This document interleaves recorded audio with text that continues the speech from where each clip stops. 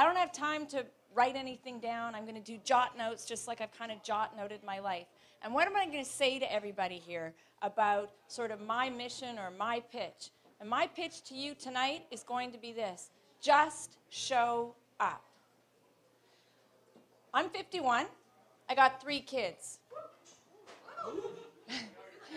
Thank you. That's because I show up. When I've lived a very unconventional life. And so I'm here to tell you how you're going to navigate through the 21st century, because you need a different toolbox now than you needed when you were born in 1963 like I was. When you were born in 1963 like I was, you needed to know how to read, write, and be good at your arithmetic. And you were going to get a linear job, and you were going to be an accountant or a lawyer or a teacher, and you were going to go places. That's not the world that we're living in now. We are living in an interconnected global village where connection is important, creativity is important, courage is important, and ultimately the confidence to show up is important. So my 3 C's that I'm telling everybody, especially my 3 kids that I'm raising that are 12, 9, and 7, boy, girl, boy, the 3 things they need in their toolbox, the fundamental keys to success in the 21st century are creativity, confidence, and courage. Now, when I was growing up, I was fairly creative. But I was growing up in the latter part of the 20th century where we were exhorted to take that linear path to success and achievement. And so I went through that path because that's what I was exhorted to do. I was told, go and get your BA and then go and study harder and go and get your LLB. And I bought it hook, line, and sinker. Looking back from the vantage of 51, I say to myself, where did I go wrong? When I was in high school, every single day I wore a different outfit that I designed and sewed and stitched myself. Obviously creativity was in my DNA, right? And that's important now for the 21st century. And now that I'm the age that I am and I'm looking at our changing landscape and how we're going to deal with it, I'm grateful that it's in my DNA. But I say to all of you, it's in all of our DNA. We just connect and bring it out and show up, right? You never know when you take that next step or open a door where it's going to lead you. Let me give you an example. I went to the Bamboo. I don't know, you're probably too young, but you've heard about the Bamboo. So I went to the Bamboo after I'd finished up at law school, and I actually went out with one of my law school professors. So we went out, and I got tapped on the back by somebody who asked me to dance. I'm like, okay, whatever, asked to dance. I have maintained a friendship with this person over the course of, it was 1994 that I showed up, went out to the Bamboo, got tapped on the back, and got connected. In 2001, so fast forward from 1994 to 2001, I was meeting this friend of mine. We were in Paris, and he told me that he was starting up this little project. And that, maybe I should read about his little project. Fast forward to 2006, again in France, I'm showing up. I get a call from this guy, and he says, I've got this little project, and I'd like you to be a part of it. Well, I'm a criminal lawyer, so I'm like, what do you mean you want me to be a part of a project? He said, just come here, we'll go out for drinks, and you'll sign a contract. So I signed a contract to be an agent for this law firm. I didn't know what I was signing or what I was doing. He said, it's simple, just sign up. At the what I was signing up for was to hold the Facebook domain name in Canada. So if you do the reverse search for facebook.ca, it's me, just a simple little criminal lawyer. But that was through the power of connection and maintaining from somebody that I just met, going out and being social. So most of you are here, you're in your 20s or your 30s, and it's really important to plant the seeds of connectivity and with the people that are here and as many people as you can get into contact with and do a variety of things. So that was just a random encounter that led to this. I've been friends with him ever since. he went out, his little project, and he went out and he got Amazon, Skype, Facebook, you name it, he got it. His one that he was very pleased with getting was Playboy. He went down to the Chicago mansion and he landed that. So what he did, he dreamt up this idea of being a non-linear lawyer and corralling these new burgeoning technology firms to come and allow this law firm to do the domain name management. And of course, out of that, you'll get the intellectual property work. So I'm a criminal lawyer that holds domain names, sexy things like Facebook, which make me think I'm kind of on the cutting edge, but I digress. So my story, besides that I did these, designed all these clothes when I was a teenager, is that I always showed up. So in my undergraduate, I did a lot. And now that I'm in my 50s, those people that I connected with and I did a lot with, they're hitters and they're players. And I can pick up the phone and connect with people at the top of their field. And so at your age and stage of life, have the courage to show up, make the connection, make the call, make the friendship, look the people in the eye and listen to their story. Because when you make that investment in them, it's going to return many, many, many times over to you. So when I was in my undergraduate, I wrote, I did politics, I held multiple jobs, studied. I didn't study that much. I was out there doing and showing up, having a lot of fun, because sociability is really the most important takeaway. I talk about the 3 C's, but really boiling it down, it's sociability, caring about other people, much of what Murray said, you know? Look them in the eyes, listen to their stories, welcome them in, be open to new experiences. I went into law school, continued with the same thing. I was not at the top of my class. I was probably at the bottom of my class. But I invested a lot in social capital. And my best friend, she's going off now to manage a certain somebody's foundation in Seattle. You know, so the power of connection. Reaching out, making that investment, it will return. I went off to a storied, blue blood Bay Street law firm. I was the first woman in Bay Street, 1988, to have the guts to wear pants. Women didn't wear pants. You were cookie cutter, you were a man. I wore pants. After my European trip, I wore skirts with no shaved legs. I was out there, okay? Apparently, blonde. Apparently, they had a little talk about whether or not they should take me aside and tell me that this was career suicide. And then they determined that perhaps they better not because Karen would litigate the hell out of them or something. In any event, they allowed me to jump back on the bandwagon as an associate in those towers, which I found somewhat suffocating. But so I left and went on my own, and I showed up there. There was nobody to really pattern myself after as a criminal defense barrister. I was scared to death to do my first brief. Scared to death. First time I went into a courtroom, I sweated through those clothes that I had designed. Had to ditch them, put them in the garbage. And I said to myself, I'm going to keep doing this until I'm not afraid anymore. I'm just going to keep showing up and doing it. And in short order, having the courage to show up put me on TV, put me doing those hour-long things. And when I was doing that, trust me, I was scared. I'd be in that green room saying, please, God, make sure, the sweat doesn't show, please. I'd get off, I'd finish, thank you.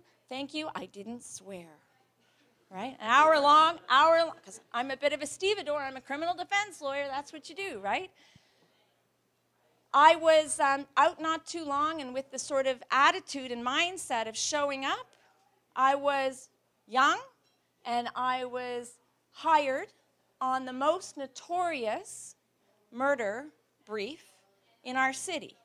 April 5th, 1994, Vivi Lamonis was shot at Just Desserts up at DuPont and Avenue. And I was hired a year later, and my client was the only man to be acquitted in that thing. What did I do there? I shot up, kept my cards close to my chest, and defended my guy. I went up against, I had to speak truth to power, and I had to go up against the grain, and O'Neill Grant walked. But I showed up there. I was afraid, and I did it.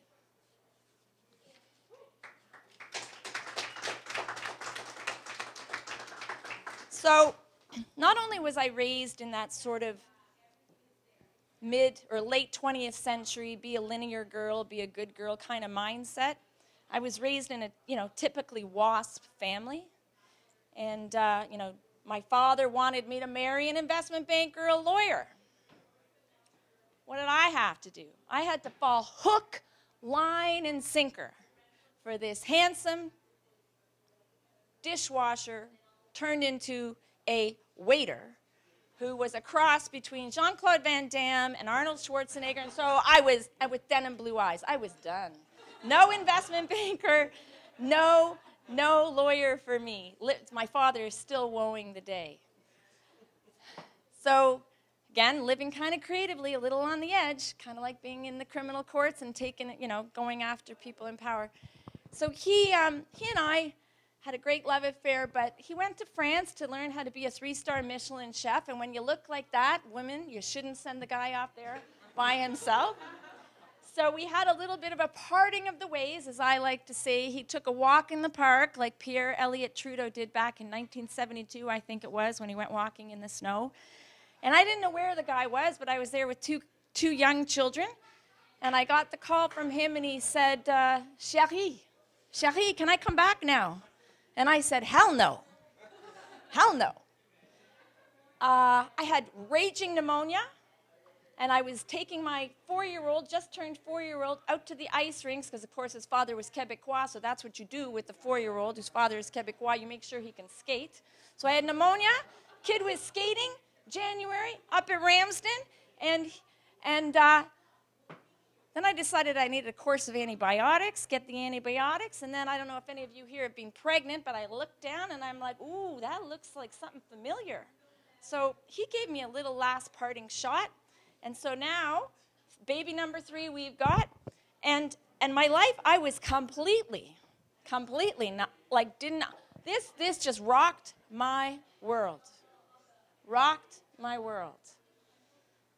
So 2007, knocked up, 2 kids, complete loser. Complete loser, okay? I think I'm, 44. 44 beached whales sitting on my couch going, what am I going to do? Everybody is reading Eat, Pray, Love. And I get hideously sick when I'm pregnant. 60 times a day, vomiting. Lose the feeling in my hand. So I've got, a 15-month-old, and I've got this 4-year-old, and I'm puking. But I'm not taking that man back. I am not taking him back, so I'm lying and I'm highlighting. Eat, pray, love. I'm highlighting it. I'm looking for guidance. And the whole time I'm thinking, she got $1 million advance? Like, hello? I emailed Ali Belshi.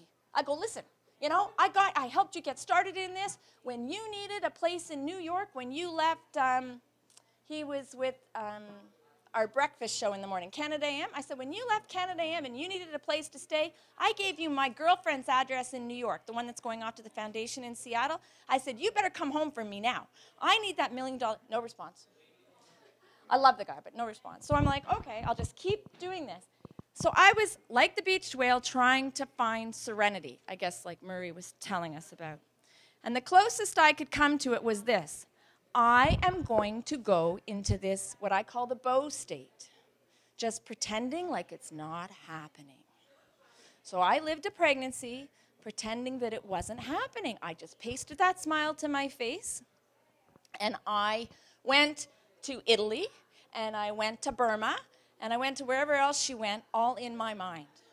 And it was awesome. And I kept smiling, That baby was delivered, but he didn't have a name for 9 months because I kept trying to find, cosmic grace or whatever. And ultimately, I determined that we would call him Bo. Bo. Bo, that means beautiful, blessed by God, lucky, and just beloved. And now I adopt that. My car is parked over there. It says the Bo Life. So if you see this big white car, that's McArthur with the Bo Life telling you just to go out there and smile and feel good and show up and get it done. And so standing back and telling you people here about showing up and what you need in your toolbox for the 21st century, because things are changing, times are changing. In 1970, guys, 66% of Toronto was middle class. In 2005, 29% of Toronto is middle class. That's not our fault. But we're going to have to contend with that, and we're going to need some really good stuff in our toolbox to get through this and have a good living for us and for our kids. And I'm concerned about having the right tools in our toolbox because I am a mom. Because I want to make sure that there's something for them and something for me because I plan on living a good long time too, right? So criminal law, most people say, what on earth can you do with criminal law other than being a criminal lawyer? You know how to speak truth to power. You know how to configure your way out of a box because God forbid you don't want your client going to prison and you don't want to go to prison too. And sometimes when you really speak too much truth to power, they will threaten you with putting you in prison. I've had that. First case that I did, and I did it basically for free. You talk about giving before you get. My first brief, I got it when I was at that big blue blood law firm, and it was a kid with an IQ of 68. And he was alleged to have breached his bail by contacting children. And the Toronto police, thought he was a raging pedophile. They brought him into I'm going to tell this story because they brought him into the prisoner's box at Old City Hall. And the Crown, I wasn't there was duty counsel there. The Crown announced, and there were other prisoners in the prisoner's box, that he had sexually killed a 6-year-old boy named Leo Itkish. Well, you want to know what happened to my client when they took him back into the cells? His face was pulverized. Pulverized. I got a call from one of my wingmen clients at the Don Jail, whose last name happened to be Coke. And you got to know what he peddled. And good old Winston called me. I remember this. This was Easter weekend, so it's coming on for an anniversary now. Winston called me and said, Miss Karen, you have to get here. You have to get here. There's this boy, and he's not quite right, but his face isn't quite right either. So I showed up, and his eyeball was literally out of the socket. I was outraged, and I went to work. And I did most of that case for free.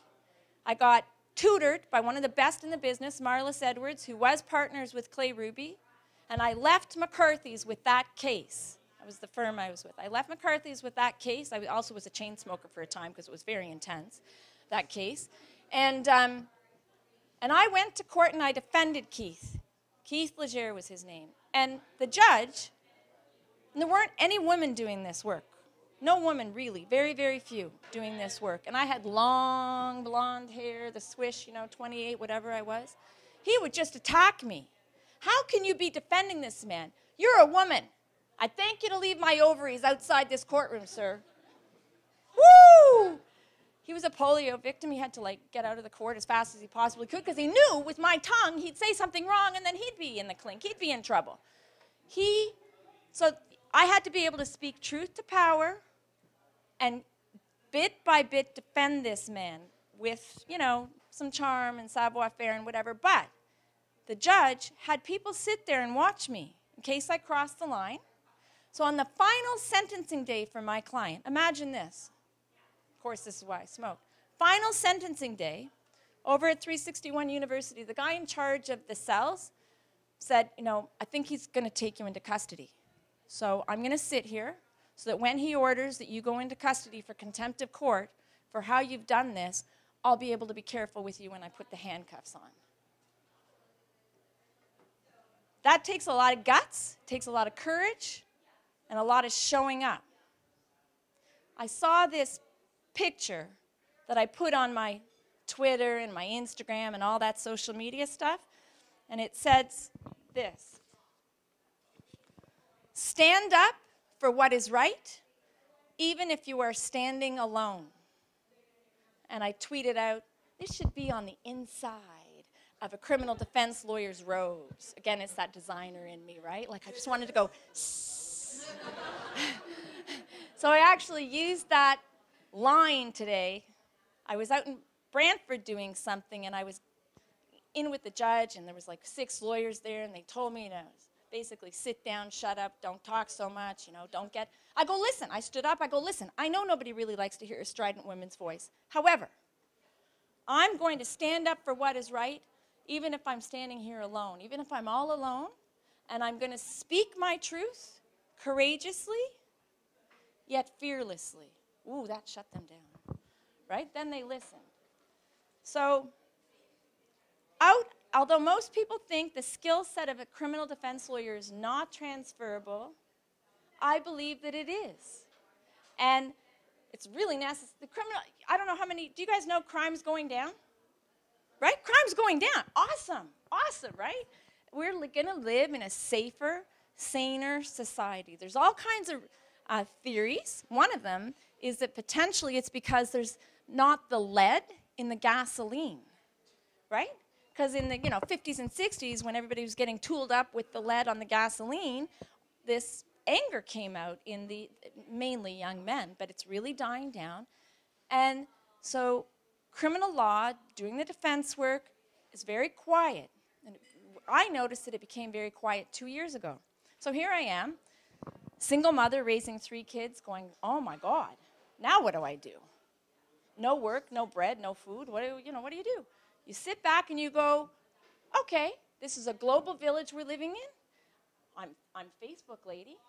Let's figure out how to use social media. Let's connect. Let's reach out. So what do? I got a magazine. I slapped it down.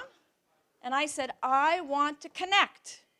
I want to connect with that person. I want to connect with this person. I'm going to quickly, I got people on the Twitter. September of 2015, and I neglected to take a picture, or that would be the one and only AV or PowerPoint that I would show here. Friday night, Elon Musk asked to link in with me on LinkedIn. He promptly took that down, much to my dismay and neglect that I didn't take the picture of it. I did make sure my 11-year-old at the time came and saw it. He's like, wow, Mom, like that's pretty cool, right? That's the kind of thing you can do with courage, creativity, and confidence, just to go out there and show up. So my takeaway for you guys is, when I look at my choices and where I've gotten to at 51 and where I want to go to in the future, is leap.